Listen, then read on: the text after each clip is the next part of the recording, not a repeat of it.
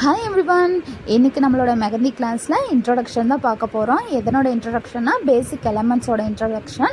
First எடுத்தோடனே நம்ம lines தான் பார்க்க போகிறோம். லைன்ஸுங்கிறது ஃபர்ஸ்ட்டு கோடு போட்டு தாங்க நம்ம ஸ்டார்ட் பண்ணுவோம் மெஹந்தி கிளாஸில். ஸோ இதுதான் ஃபர்ஸ்ட்டு பேசிக் எலமெண்ட். நெக்ஸ்ட்டு வந்து அந்த லைனையே டபுள் லைனாக போட்டு உள்ளார ஃபில் பண்ணோம்னா அது போல்டு லைன் சொல்லுவாங்க, இல்லை டபுள் லைனுன்னு சொல்லுவாங்க.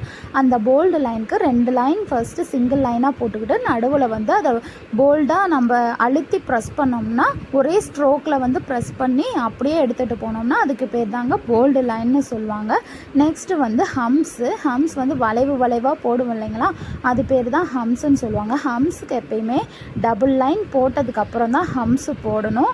ஹம்ஸ் வந்து ஈக்குவலாக இருந்தால் தான் பார்க்கறதுக்கே நீட்டாக இருக்கும். இதுக்கு ஈஸியாக எப்படி போடுறதுன்னா ஃபர்ஸ்ட் ஒரு லைன் போட்டுட்டு அதுக்கப்புறம் கொஞ்சம் கேப் விட்டு இன்னொரு லைன் போட்டுக்கிட்டு அந்த லைன் மேலேயே நம்ம ஹம்ஸை போட்டோம்னா அது ஒரே அளவில் நமக்கு நீட் ஃபினிஷோடு கிடைக்கும். இதே மாதிரி ஃபர்ஸ்ட்டு ஸ்டார்டிங்கில் பிகினராக இருந்தீங்கன்னா அதே மாதிரி நீங்கள் ப்ராக்டிஸ் பண்ணுங்கள். அதுக்கப்புறம் வந்து நெக்ஸ்ட் லெவலுக்கு போகுங்க. லைன் போடாமலே ஹம்ஸ் போட்டு பழகுங்க. இதே ஹம்ஸை கீழேயும் மேலேயும் 2 சைடும் போட்டு பழகணுங்க. கம்பல்சரி 2 சைடும் போட்டு பழகினீங்கன்னா தான் ரொம்ப ஃப்யூச்சரில் ஈஸியாகவே உங்களுக்கு மெஹந்தி டிசைன் போட இருக்கும். நான் போட்டேங்க இல்லைங்களா, அதே மாதிரி கீழ் சைடு மேல் சைடுன்னு கம்பல்சரி நீங்கள் போட்டு பழகணும். 2 லைன் போட்டு தான் போட்டு பழகணும். நெக்ஸ்ட் வந்து ஸ்பைரல் இல்லைன்னா ஸ்வேர்ல்னு சொல்லுவாங்க. இந்த ஸ்வேர்ல் வந்து அட்லீஸ்ட் 3 சுழியாச்சும் சுழிச்சு விடணுங்க. இந்த சுருள் வருது இல்லைங்கன்னா அது 3 சுழியாச்சும் கண்டிப்பாக சுழிச்சு பழகணும். அதே மாதிரி ரவுண்டும் நானே கொஞ்சம் கோணையாக தான் போட்டிருக்கேன். ஒரு அழகான ரவுண்டாக வந்து போடணும். ரவுண்டு மாதிரி இருக்கணுங்க, அந்த மாதிரி போடணும். நெக்ஸ்ட் வந்து டாட்டுக்கு வந்து 90 டிகிரி வந்து நம்ம கோனை பிடிச்சி நல்லா ப்ரெஸ் பண்ணோம்னா அந்த டாட் வந்து பர்ஃபெக்டாக அந்த ரவுண்ட் ஷேப் வருங்க. இல்லைன்னா கோணமானையாக ஒரு டிஃப்ரெண்ட் ஷேப்பில் வரும். நீங்கள் பர்ஃபெக்டாக 90 டிகிரியில் வச்சு அழுத்தி பிடிச்சிங்கன்னா டாட்ஸ் வந்து ரொம்பவே நீட்டாக வர ஆரம்பிச்சிடும். நீங்கள் அதுக்கு ப்ராக்டிஸ் பண்ணணும். 2வது வந்து ஸ்பைரல் ப்ளஸ் ஹம்ஸ்ன்னு நெக்ஸ்ட்டு டாப்பிக்குங்க. ஹம்ஸை வந்து எடுத்த உடனேவே ஃப்ளார் மாதிரி ஃபுல்லாக நம்மளால் சுற்றி போட முடியாது. அதனால் நம்ம என்ன பண்ணணுன்னா ஸ்பேர்ல் போட்டுட்டு அதை 4ஆக பிரித்ததுக்கப்புறம் ஒவ்வொரு சைடும் கம்ப்ளீட் பண்ணி தாங்க நீங்கள் பழகணும். பிகினராக இருந்தீங்கன்னா ஃபுல்லாக போட்டிங்கன்னா அது நமக்கு கை வந்து வளைவு வராது. ஸோ நீங்கள் எப்பயுமே 4ஆக பிரித்து அதுக்கப்புறம் போட்டு ப்ராக்டிஸ் பண்ணிக்கிட்டே இருந்தீங்கன்னா உங்களுக்கு அது பிரித்து போடாமல் ஈஸியாகவே பழக்கம் வந்துடுங்க. நெக்ஸ்ட்டு வந்து டாட்ஸ் ப்ளஸ் லைன் ஒன்று போட்டுக்கிட்டு பெரிய டாட் குட்டி டாட் இதெல்லாம் வந்து ப்ராக்டிஸ் பண்ணுங்க.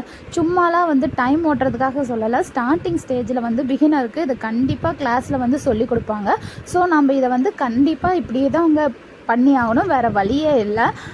டைம் கொஞ்சம் போகுதுன்னு வேஸ்ட் ஆகுதுன்னெலாம் நினைக்காதீங்க, இது லேர்னிங் தான். நெக்ஸ்ட் வந்து ஹம்ஸ் ப்ளஸ் டாட்ஸுன்னு போட்டேன். டாட்ஸு வந்து போடுறதுக்கு மறந்துட்டு நெக்ஸ்ட்டு ஸ்டெப்புக்கு போயிட்டேன். ஹம்ஸுக்கு மேலேயே டாட்டாக வச்சுட்டு வந்தீங்கன்னா அதுக்கு பேர் தாங்க ஹம்ஸு டாட்ஸு. அதை விட இப்போ ட்ராப்ஸுங்கிறது ரொம்ப இம்பார்ட்டண்ட்டாக அடிக்கடி யூஸ் பண்ணுற ஒரு டெக்னிக் தான் இந்த ட்ராப்ஸுக்கு வந்து என்னென்னா ஒரு டாட் வச்சு நல்லா அழுத்தி புழிஞ்சு ஒரு கீழே மட்டும் ஒரு கோடு போட்டிங்கன்னா அது ட்ராப்ஸு, கீழே மேலே 2 சேர்ந்து போட்டிங்கன்னா அது பேர் தாங்க லீவ்ஸ்ன்னு சொல்லுவாங்க. ஃபஸ்ட்டு டாட்ஸ் வந்து நம்ம வச்சு பழகணும். அதுக்கப்புறம் தான் இதுக்கெல்லாம் நெக்ஸ்ட் ஸ்டெப்புக்கு போகணும். டாட்ஸே வந்து பிகினராக இருந்தீங்கன்னா சிரமமாக இருக்கும். நீங்கள் டாட்ஸை ரொம்ப பர்ஃபெக்டாக போட்டு பழகிட்டிங்கன்னா அடுத்தது வந்து இந்த லீவ்ஸும் ட்ராப்ஸும் வந்து ரொம்பவே ஈஸியாக உங்களுக்கு வந்துடும். கீழே இழுத்து விட்டால் ட்ராப்ஸு, மேலேயும் கீழே சேர்த்து இழுத்து விட்டால் அதுதான் வந்து லீவ்ஸுன்னு சொல்லுவாங்க. நெக்ஸ்ட்டு வந்து ஹம்ஸு, லீவ்ஸு, ஸ்வேர்ல் இதெல்லாம் யூஸ் பண்ணி ஒரு ஃப்ளார் மாதிரி டிசைன் வந்து எப்படி மேக் பண்ணுறதுனா நான் முன்ன சொன்ன மாதிரியே ஸ்வேர்ல் போட்டுக்கிட்டு 4ஆக பிரித்ததுக்கு அப்புறம் தான் நம்ம வந்து ஹம்ஸ் போடணும். ஹம்ஸ் முடித்தோடனே நான் இப்போ டிக் பண்ண பார்த்திங்களா அது பேர் தான் லீவ்ஸுக்கு வந்து என்ன சொன்னேன், ஒரு டாட் வச்சு கீழே மேலேன்னு சொல்லி இழுத்து விட்டால் அதுதான் லீவ்ஸ்ன்னு சொன்னேன் இல்லைங்களா. அதெல்லாம் நீங்கள் ப்ராக்டிஸ் பண்ணிங்கன்னா உங்களுக்கு ஈஸியாக இருக்கும். நார்மல் கோன் வந்து கடையில் இருக்குது இல்லைங்களா, அந்த கோன் வாங்கி பழகினீங்கன்னா அதில் வந்து ரொம்ப அதிகமான ஹோல் சைஸ் வந்து பெருசாக இருக்கறனால உங்களுக்கு ஒரு சன்னமாக வந்து முதல்ல வராதுங்க. அதை பற்றிலாம் கவலையே படாதீங்க. நீங்கள் ப்ராக்டிஸ் பண்ணுங்கள். அதுக்கப்புறமேட்டு நீங்கள் மெஹந்தி பவுடர் வாங்கி அதுக்கப்புறம் எப்படி மிக்ஸ் பண்ணுறதுன்னு கற்றுக்கோங்க. உங்களுக்கு வேணும்னா சொல்லுங்கள், நான் மெஹந்தி மிக்ஸாலஜி கிளாஸும் எடுக்கிறேன். நீங்கள் கமெண்ட்ஸில் சொன்னீங்கன்னா நான் உங்களுக்கு அடுத்த கிளாஸாக வந்து மெஹந்தி எப்படி மிக்ஸ் பண்ணுறது, கோன் எப்படி சுற்றுறது, அது மாதிரி எல்லா கிளாஸுமே நான் உங்களுக்கு எடுக்கிறேங்க. ஆனால் நீங்கள் கண்டிப்பாக கமெண்ட் செக்ஷனில் கேட்டிங்கன்னா எனக்கு சப்ஸ்கிரைப் பண்ணிங்கன்னா நான் உங்களுக்கு கண்டிப்பாக பண்ணித்தரேங்க. நெக்ஸ்ட்டு வந்து வெயின்ஸ்ன்னு சொல்லுவாங்க. என்னது லீவ்ஸ் முன்ன சொன்னேன் இல்லைங்களா, அந்த லீவ்ஸும் ஒரு டாட் வச்சு ஒரு இழுத்து விட்டிங்கன்னா அந்த சிம்பிள் மாதிரி வரும். கிட்டத்தட்ட 1 போட்டு அதுக்கு மேலே தலையில் வந்து புள்ளி வைக்கணுங்க. அந்த மாதிரி ஒரு சிம்பிள் 2ஐயும் சேர்த்து கலந்து போட்டுகிட்டே வந்திங்கன்னா 1 விட்டு 1 போட்டுகிட்டே வந்திங்கன்னா அதுக்கு பேர் தான் வைன்ஸ்ன்னு சொல்லுவாங்க. நிறைய அரபிக் டிசைன்ஸில் வந்து இந்த வைன்ஸ் வந்து யூஸ் பண்ணுவாங்க. நெக்ஸ்ட்டு வந்து சர்க்கிள் வந்து இந்த குட்டி குட்டி சர்க்கிள் வந்து நீட்டாக போட்டு பழகிக்கணுங்க. இது வந்து குட்டி குட்டி இடத்துலையும் ஃபில் பண்ணுறதுக்கு இது ரொம்ப யூஸ்ஃபுல்லாக இருக்கும். அது பேர் தான் சர்க்கிள் லைன்ஸுன்னு சொல்லுவாங்க. ஃபேன்சி ஸ்வர்ல்னு நெக்ஸ்ட்டு ஒரு டாபிக் இருக்குது. அது வந்து கொஞ்சம் டாட் மட்டும் ஒழுங்காக பழகிட்டா நிறைய சிம்பிள் வந்து டாட்ஸ்லேயே முடியுங்க. பாருங்கள், மேங்கோ ஷேப் மாதிரி வந்து அதில் ஒரு சுழிச்சு விட்டோம்னா ஸ்வர்ல் போட்டோம்னா அது பேர் தாங்க ஃபேன்சி ஸ்வர்லு. இதுவுமே அரபிக் டிசைன் தான். வைன்ஸு, லீவ்ஸு, ட்ராப்ஸு இது எல்லாமே மேக்ஸிமம் வந்து அரபிக் ஃப்ளார்ஸு, அரபிக் டிசைன்ஸில் தாங்க வரும். அதனால் இது எல்லாமே அரபிக் டிசைன்ஸ். மேக்ஸிமம் நம்ம அரபிக் டிசைன்ஸ் தான் போட்டுட்ருப்போம். ப்ரைடல் டிசைன் வந்து ப்ரைடுக்கு தானே போடுவோம். மற்றபடி நாம் வந்து அரபிக் டிசைன்ஸ் தான் போட்டுப்போம். அந்த மாதிரி அக்கேஷன்லாம் போடுறதுக்கு இந்த டிசைன்ஸ்லாம் ரொம்பவே இம்பார்ட்டன்ட். இந்த டாட்டட் ரிங்கு, அப்புறம் ஸ்கொயர்லாம் கட்டெல்லாம் இருக்குது இல்லைங்களா, அதெல்லாம் கண்டிப்பாக போட்டு பழகிக்கோங்க. போட்டு பழகிட்டிங்கன்னா தான் அரபிக் மெஹந்திக்கு ரொம்ப யூஸ்ஃபுல்லாக இருக்கும். ஃப்யூச்சரில் நான் வர்ற வீடியோஸ் எல்லாம் உங்களுக்கு அரபிக் டிசைனில் இதெல்லாம் கண்டிப்பாக வரப்போகுது. அதனால் இப்போயே நீங்கள் வந்து ப்ராக்டிஸ் எடுத்துக்கோங்க.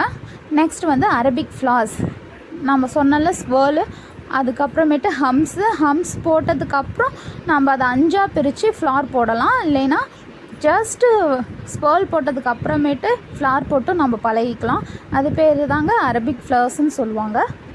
அவ்வளோதாங்க, ஃபர்ஸ்ட் டே கிளாஸ் வந்து முடிவுக்கு வந்துச்சு. இது வந்து எனக்கு சொல்கிறதுக்கு 5லேருந்து ஒரு 7 நிமிஷம் தாங்க ஆச்சு. ஆனால் கண்டிப்பாக இதை நீங்கள் டெய்லி ப்ராக்டிஸ் பண்ணணும். அட்லீஸ்ட் 1 hour ஆச்சும் ப்ராக்டிஸ் பண்ணணும்.